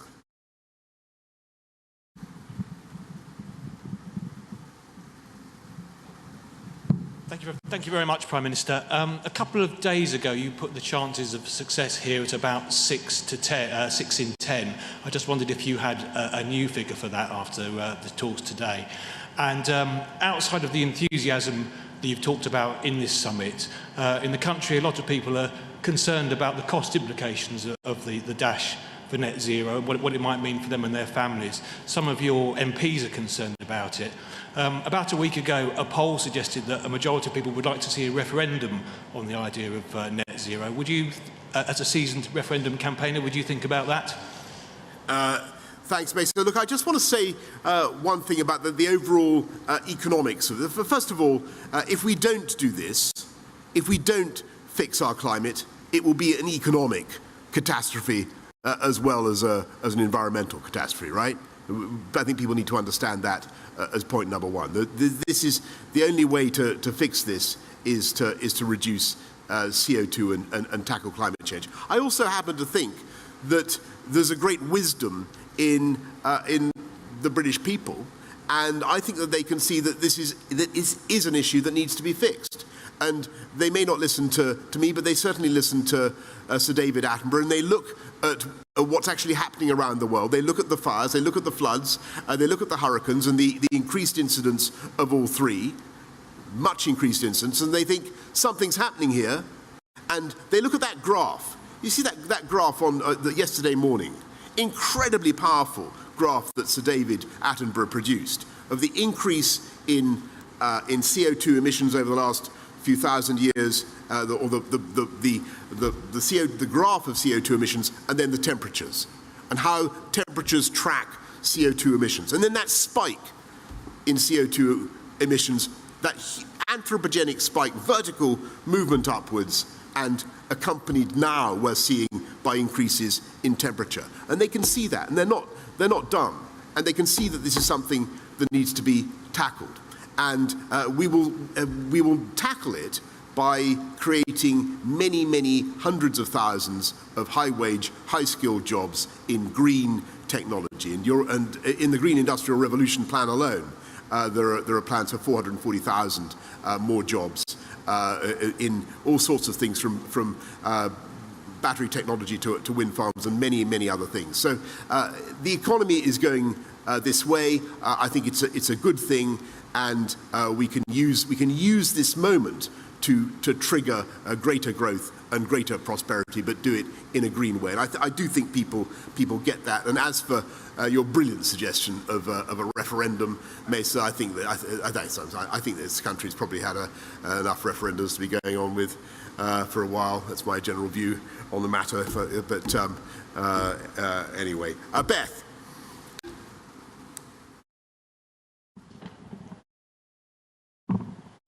Thank you, Prime Minister. It's been a really, really intense few days, both here in Rome, both in Rome and in Glasgow. But just to use your football analogy, you talked about being able to equalise in extra time. But isn't the sad reality of all of this that if China is not on the pitch, Team World is not going to be able to equalise? That is the elephant in the room, isn't it? And on forests, Sky News is on the ground in Brazil, where authorities don't seem to care at all about mass deforestation. Do you really believe that the President of Brazil will follow through on the pledges he made? Is he taking it seriously? Thank you. Thank you very much. First of all, on really good questions. First of all, on China, yes, it's true that President Xi isn't here.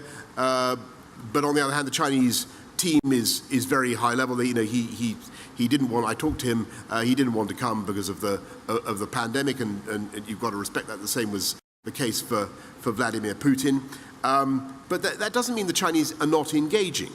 They've made the commitment on net zero by the middle of the century, by 2060 or earlier. And the key thing that China is saying is that they want to get to a peak in their carbon emissions by 2030 or before. And when you listen to what Xi Jinping says, the question is how much before?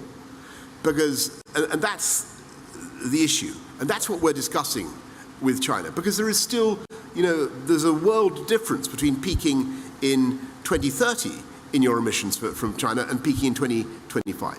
And so that's where the conversation is. That's where we're keeping the pressure up. And on your point about forests, we're continuing to engage with China, and we're seeing some signs of progress. But do we want more? Then that's absolutely true. Yes, we do, but we want more from everybody. And just on, do you want to come to forests, or do you want to do a follow-up on China?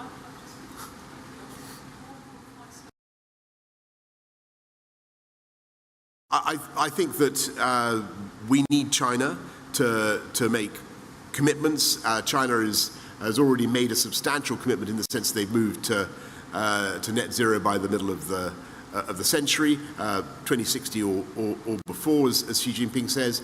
Let's see where we get to with China and peaking by pre-2030. Let's see what that adds up to.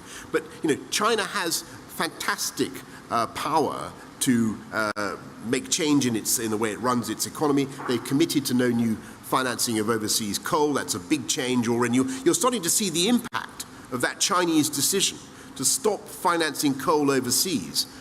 In the whole Asia-Pacific region already, you can see people moving away from just at this COP, just in the last couple of days, you'll have seen the pledges that really follow from that Chinese action. So I'm grateful for that.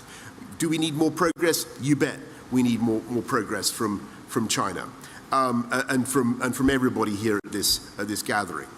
On deforestation, and your point about your reporter in Brazil not finding any evidence that on the ground that there's any willingness to stop cutting down trees. It's not just world leaders who are saying this. What we're doing is saying that companies that invest in commodities or that buy commodities that result from deforestation, whatever they may be, will not be invested in, and there's been an agreement by companies around the world that they will no longer support or invest in commodities, whether with palm oil or whatever, that result from deforestation. You've heard what the big commodity producers, Cargill and others, have had to say. That's a massive step forward. That's a big change. And secondly, the world's financial institutions have stepped up and said that, well, they won't finance companies that get involved in deforestation. So financial institutions worth trillions and trillions of pounds will not be supporting deforestation. And the pressure comes from consumers around the world who will say to those banks, whether it's Aviva or Barclays or whoever else, if they break that pledge, there will be a democratic, a consumer price to pay. And the same goes for the companies that break that pledge. So there's been a big shift in the balance of power, I think, over forests towards consumers, towards people who care about it and who want to stop the forests being chopped down, even if governments do break the pledges that they're making. Do you see what I'm saying? I think that's been the important thing. Let's go to Liz Piper of Reuters.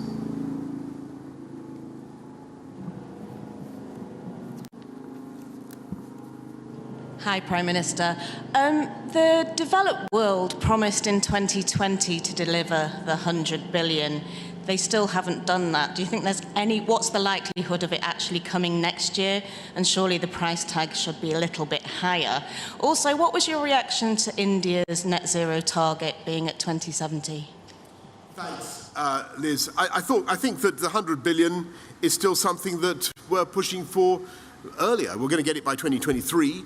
But we need to see more. And I thought that what Japan had to say was great, but this ain't over. We need further action from countries around the world, and we're certainly going to keep the pressure up. And sorry, Liz, remind me, what was your second question? India, yeah. Look, just on India, I think the most important thing that they've said is that they want to decarbonise so much of their power system by 2030. That's a massive commitment, moving up from 175 to 450 gigawatts of clean energy. That's a huge commitment, and if they put that in their NDC, even more powerful. Harry. Well, that's the Prime Minister finishing his speech there at COP26 by talking to members of the UK media. We're going to talk to our very own political editor, Darren McCaffrey, who has been at the COP26 summit in Glasgow and joins me now. Darren, an upbeat assessment from Boris Johnson, but he did say there's a lot more work to do.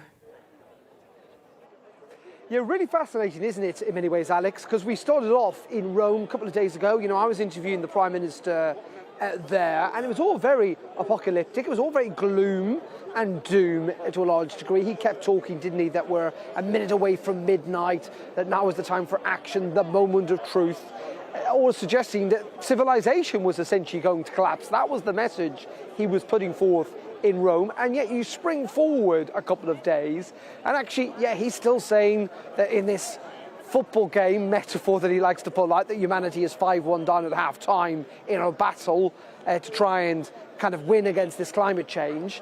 And yet he's suggesting at this closing press conference for him, before he travels back to London, then he's going to come back again, is that things actually are happening here, that there is kind of some optimism, whether it's on that announcement around forests today, whether it's on that announcement around methane today.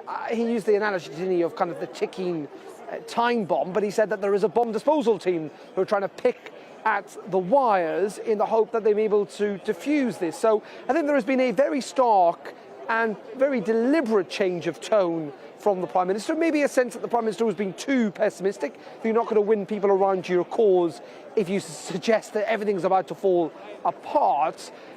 But maybe also a sense that actually things can be achieved here in Glasgow over the next 2 weeks. As the Prime Minister himself said, actually the real work now begins essentially tomorrow morning when all the world leaders go away, when they all leave, and the delegates, the representatives, the negotiators, tens of thousands of them are here in Glasgow, actually sit down and start talking and thrashing things out. That's when he believes actually some progress might be made. But, you know, as Beth was asking there from Sky, you know, with China kind of, how properly engaged are they with President Xi not here? How much of a difference does that make? Because, you know, China is by far the world's largest emitter of carbon in the world, and Boris Johnson says they are part of the process, they are willing to engage. The question is just how far and how quickly, and that will matter a lot, a hell of a lot, frankly, given how they are a major emitter of carbon, way above even what the United States does these days. And if they're not part of the plan, well, it's difficult to see how you can win that football game. Indeed. Thank you ever so much, Darren, for keeping us updated. We're going to take a quick break, and we're back with our big issue of the day after that, divorce. So see you shortly.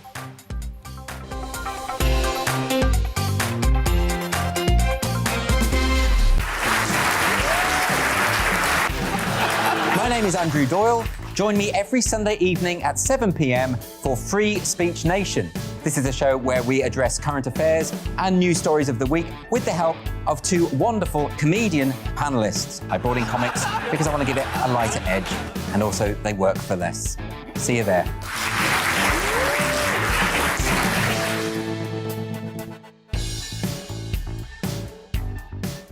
I'm Colin Brazier. I've reported from more than 70 countries around the world, covered wars from Afghanistan to Iraq, from Lebanon to the Balkans. I'm trying to bring that experience, that feel for events, to the studio. And something else, I'm ready to give an opinion. Today's stories with a spark. Brazier from 8 p.m. weekdays on GB News. Join us for the political correction. We're here every Sunday to correct politics and put you, the people, back in charge. We talk about all areas of the United Kingdom, including Northern Ireland. Our debate goes way beyond the Westminster Village. It's about the real country. It's about your opinion. So please, we want you to tell us what you think. This is the political correction. Every Sunday morning from 10 a.m. here on GB News.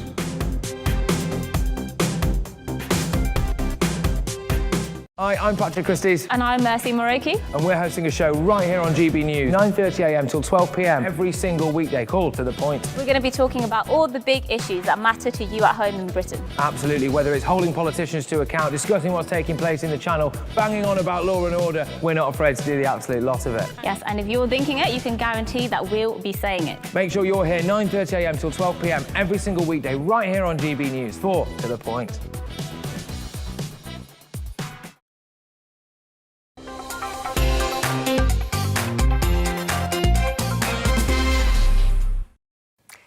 Well, welcome back. We're talking about divorce today. Joining me now is one of the UK's leading champions for marriage, Harry Benson, Research Director of the Marriage Foundation. Harry, does it sadden you that it seems more and more couples are heading towards divorce today? And what do you think is the reason for that? Well, interestingly, divorce rates are now at the lowest rate they've been for the last 50 years. They peaked back in the 80s and 90s, and they've been coming down ever since. And it's not just because fewer people are getting married. That's been happening since way back in the 70s. Divorce rates went up and then they went down all the time while fewer and fewer people have been getting married. But divorce rates are, I think, at their lowest level now because the people who are marrying are really serious about it. They're really committed about it. And I think that's a really good thing. And I think it's interesting. We've just been listening to dear old Boris. And there's a man who knows a little bit about marriage and divorce. And I think our attitudes to divorce have become much healthier. And I think it's pretty well encapsulated in the way that we see and think about Boris as a man who's been through a number of relationships, and yet, there's remarkably little comment, as there might have been in the past, about his family status, and quite rightly, to some extent, we focus on his ability to do the job well or not. Oh, there was a report out very recently saying that people who meet via online dating apps or meet online are 6 times more likely to divorce than those who didn't. Does that sort of ring true to you? Do you think that people sort of, especially if you're in that system where you're swiping and there's this endless conveyor belt of choice, that in the end you end up looking for something that is completely idealistic and might not even exist? Well, that report is actually my report, and we surveyed 2,000 adults aged 30 plus earlier this summer, and we asked where they met, and about 30% of couples in recent years have met online, so we now know roughly how many people meet online rather than through family and friends or whatever. And we found that their risk of divorce in the early years, in those first 3 years, was about 6 times higher. But after that, that risk disappears. And I think there are probably a couple of reasons why that risk is higher. And I mean, we're talking relative risk here. So this is not about condemning people or whatever. I think a lot of it is to do with meeting a relative stranger. And we're all strangers when we meet, of course, at first. But we've got friends and family and work colleagues or whatever who've known that person for a long time and can perhaps give us a little bit of balance to the best foot forward that we're seeing in that person. So, when we go out together, when we're dating with one another, we see each other through rose-tinted spectacles, and we're doing the best that we can. We're showing our good side. And you can get a bit of balance from the old, more traditional ways of doing that. So I think it does raise the risk a little bit. And it may well also be that people who are using long-term dating apps are looking for that reliable love, maybe even possibly a little bit too hard and going into it a little bit too quickly. But, this isn't on average. On average, couples who get married tend to do much better in the long run than those who don't marry. And people who meet through dating apps and through online methods, ultimately, if they can survive those early years, actually do no better, no worse than anybody else, whether you met through family or friends or through work or socially or whatever. Harry, thank you so much. Fascinating stuff. And thank you also for your patience earlier as we flew back to Glasgow and COP26. Well, let's talk now to James Mildred, Chief Communications Officer at the Christian charity CARE. James, do you think as a society our commitment to marriage as a lifelong union is waning, and is divorce perhaps becoming too easy an option? I think it is waning, and I think that divorce is becoming, and has been for some time, too easy an option. And I understand why that's happened. We live in a culture and society where the great emphasis is on individual choice, individual autonomy, my rights to do as I please. And I think when we have that mentality and we forget that actually we were made to live for the benefit of others, to contribute to the whole of society, not just to live narrow and self-centered lives, we can begin to see how actually if we promote marriage as a lifelong commitment and union, if we invest in relationship support, and if we use public policy and laws to send a clear message that in actual fact marriage matters and it should not be too easy to get a divorce, we'll do a tremendous amount of good for society. I think about the fact that at the moment in this country, we have a tax system that takes absolutely zero account of family responsibility or marriage, compared to other tax systems around the world that do recognize family responsibilities. These things have consequences, and in our society, I fear that the consequence of our individualistic culture is that divorce is seen often as too easy an option for some, and marriage is not given the prestige that I think it should. And how important do you think it is to have the underscoring of a religious commitment, a commitment in front of God when it comes to marriage? And do you think that sort of acts as a preventative when the institution is regarded as sacrosanct in the true meaning of the word? Does that help to keep couples together?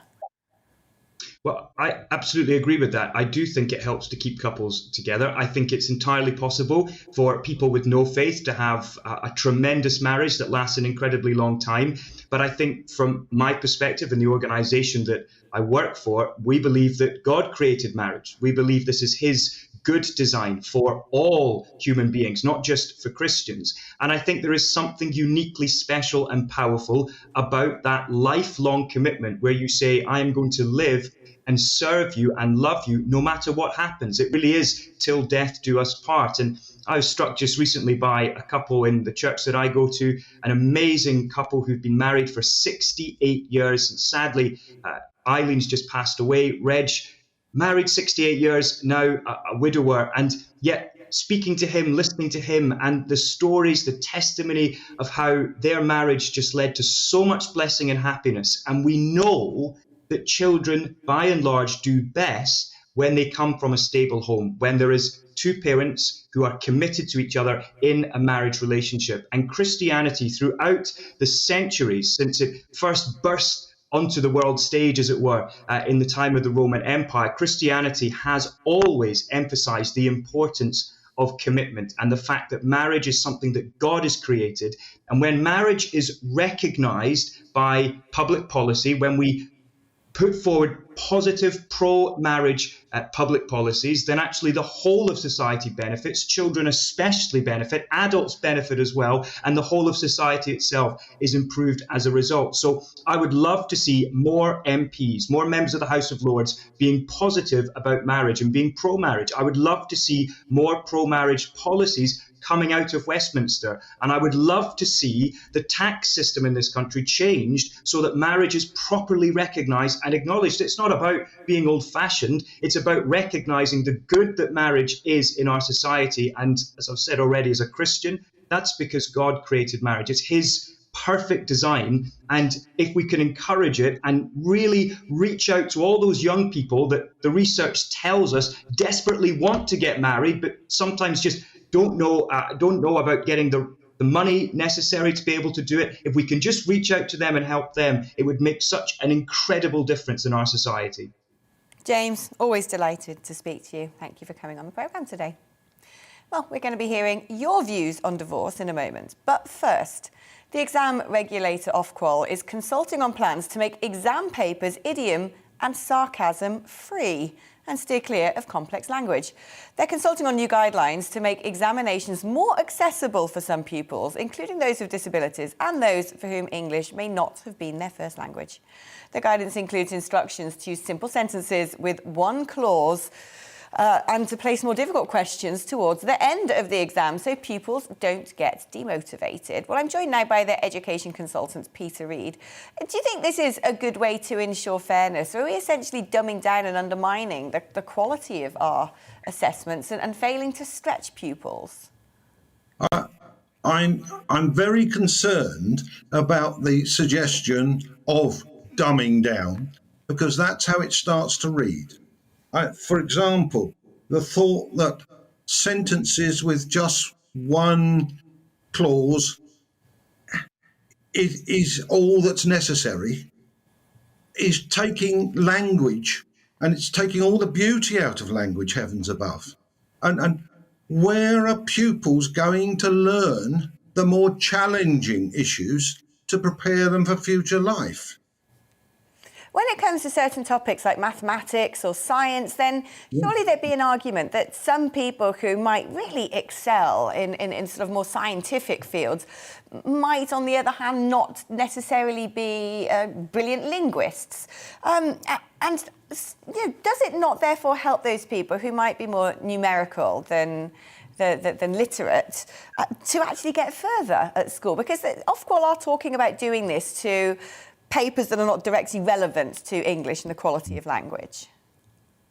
Well, speaking as a mathematician who wasn't allowed to do English literature because I wasn't good enough for English, I think I have a slight insight into this. But some of these points are good. I think they're self-evident. Putting less difficult questions at the beginning of the exam. Now, why, hasn't that been happening all the time, so that everybody can start to build up their confidence?